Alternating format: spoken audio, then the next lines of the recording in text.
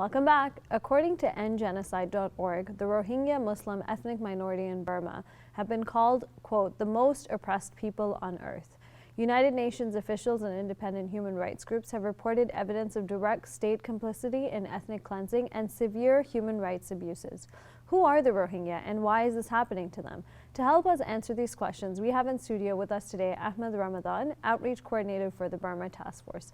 Let's hear what he has to say about the current situation of the Rohingya Muslims and what we can do about it. Welcome to the show, Ahmed. Thank you for having me. So why are we talking about Burma today? Well, just to start, Burma is a country in Asia. It's located between Bangladesh and Thailand.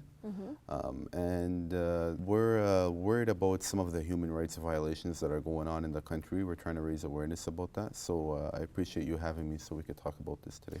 So tell me, who are they? So we're specifically talking about the Rohingya Muslims. So tell me a little bit about this group, because I understand this is a group that's being persecuted against. Yes, so the Rohingya are an indigenous people living in their ancestral lands.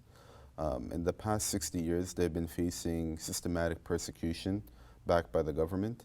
And in the past, since 2012, things have intensified. And just in the past couple of weeks, actually, it's taken a turn for the worse.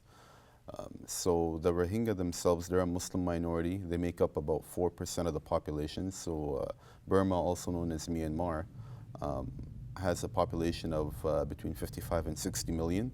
The Muslims are about 1 million in there. Not most of them, but about 150,000 live in IDP camps, which are internally displaced person camps. And these were created by who, the IDP camps? They're actually created by the government. So when back in 2012, there was a report where 3 Rohingya men had raped and killed a Buddhist girl. Okay. Later on, these allegations turned out to be false, but because of that, riots happened, and there's been many reports that say this has been backed by the military and by the police, and a lot of the Rohingya were forced out of their homes, villages were burned down, and they ended up in these IDP camps where they're basically unable to move or unable to do anything.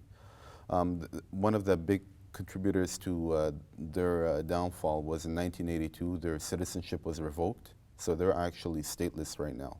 And even though they've been there for generations, you can imagine how difficult it is, especially in a country like that when you're not a citizen, because you don't have access to proper work, you can't own land, you can't get married, you don't have access to education, your healthcare is very limited.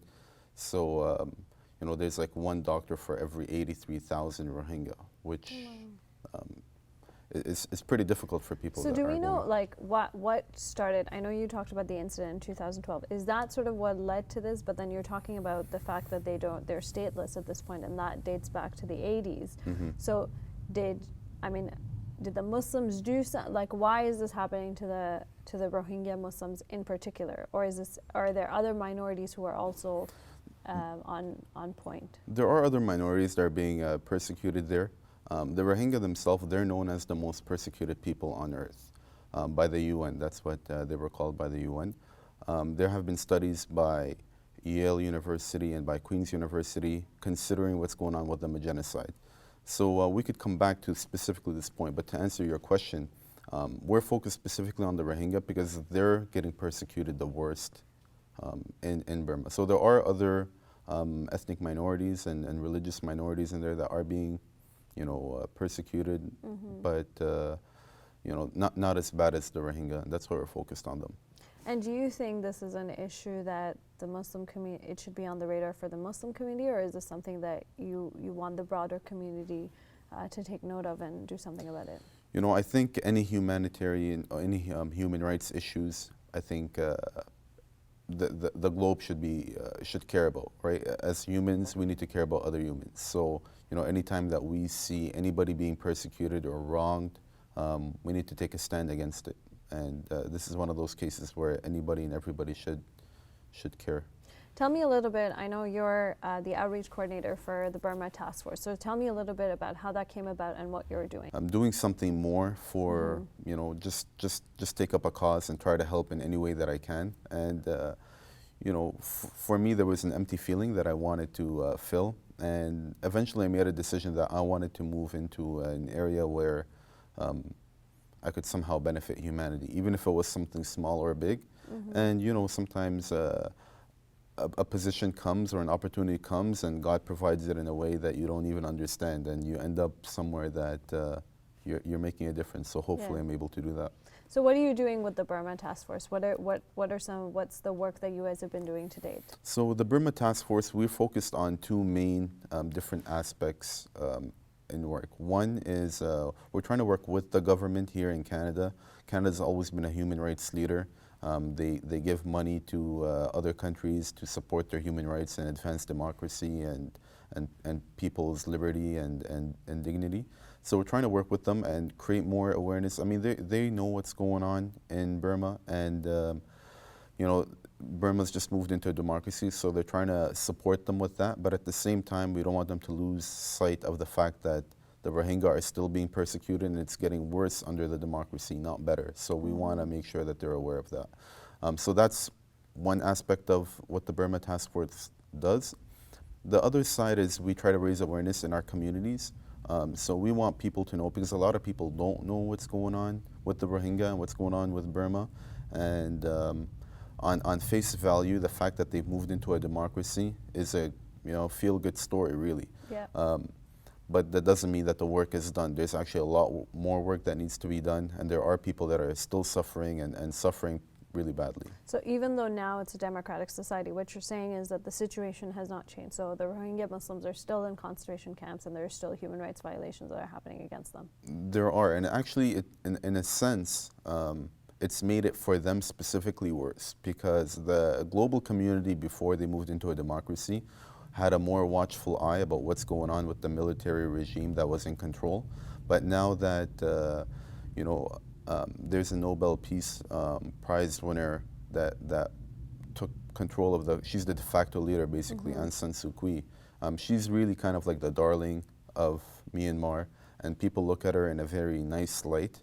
And she's for a major part ignored the plight of the Rohingya. So even the New York Times has written an article saying that she's basically ignored the Rohingya, and she's taken a cowardly stance on them, because she's kind of trying to keep the Buddhist majority happy. And this is one thing that also has made it more difficult, because people have a hard time believing that the Buddhists are extreme and they're the ones initiating the violence.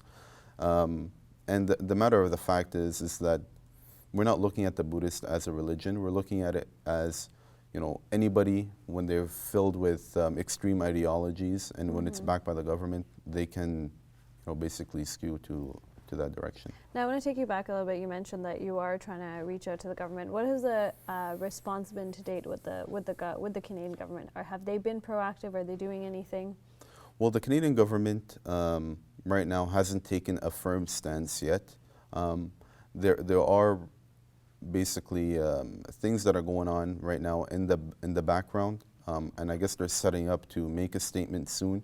We're still waiting on that.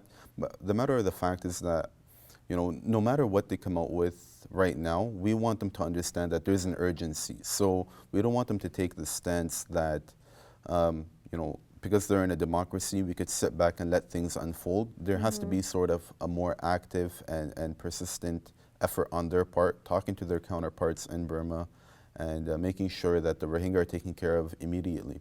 You mentioned earlier before we came on air that there is actually a report that's incoming. So can you tell us a little bit about that? Yeah, so the Canadian government has actually a subcommittee, a human rights subcommittee on the Rohingya. They've released a report not that long ago. The answer to the report by the House of Commons will come out very shortly. The report itself is pretty comprehensive, so it's something that we are satisfied with. It is missing a few key aspects in that report, and one being that we want to make sure that they're keeping an eye on Aung San Suu Kyi, who's kind of dismissed the Rohingya issue, saying it's not at the forefront, that it's being downplayed as a genocide, really, which is what it is. And any independent studies have shown that it is a genocide. I mean, governments cannot say it's a genocide because, not that they can't say, but Once they say a genocide is happening, then it automatically means that the global community must intervene. So because of that, they're very careful on using the term genocide, but still ethnic cleansing terms have been used by governments and by the UN, or crimes against humanity has been used too. It's just a step below genocide, which forces them to have to do something about it. So what can Canadians do? Well, for us in Canada, it's important that we understand that as Canadians, we are kind of the leaders in human rights. So our government will, I believe, and have been working towards stepping up in this, stepping up for the Rohingya. But we need to let our government know also that we care about this issue.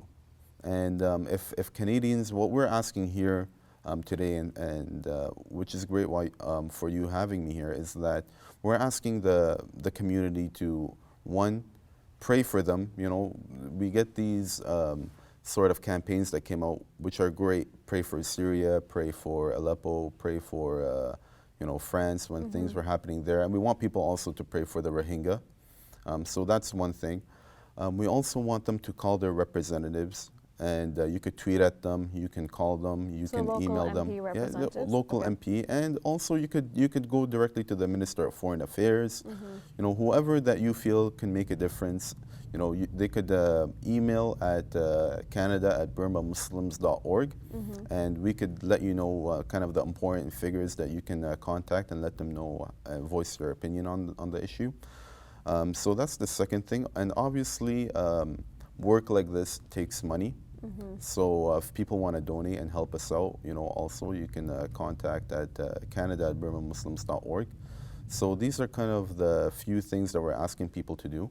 And you know, you can get active on social media. We have a Facebook page. You could go on. You could read a little bit about the stories. Share it with the people that you know, in your community, in your family, your friends. Let people know, because I think a lot of people don't know, and awareness is, you know, kind of the first step for them to come out of their misery.